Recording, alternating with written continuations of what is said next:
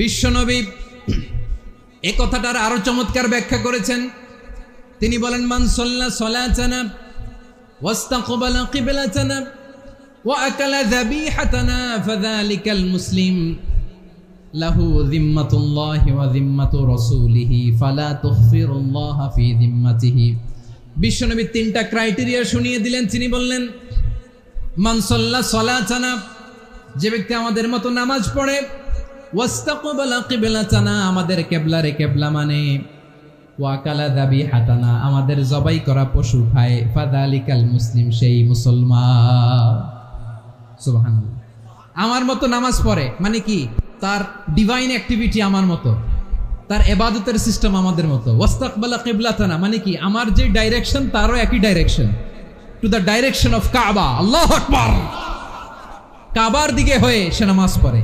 আমার ডাইরেকশন তার ডাইরেকশন, আমার ডেস্টিনেশন তার ডেস্টিনেশন এক। ওয়া আকালা যাবিহাতানা, আমার জবাই করা পশু খায়, সেই মুসলিম। সেই মুসলিম লাহু যিম্মাতুল্লাহি ওয়া যিম্মাতু রাসূলিহি, তার জন্য রয়েছে আল্লাহর জিম্মা, রাসূলের জিম্মা। ফালা তুখফিরুল্লাহ ফি যিম্মাতিহি, আল্লাহর জিম্মাদারির তোমরা খেয়ানত করো না। তার মানে তোমার মুসলিম ভাইরে অমুসলিম বলো না, তার জান মালের কোনো ক্ষতি তুমি করতে পারবা না। সুবহানাল্লাহ বলো।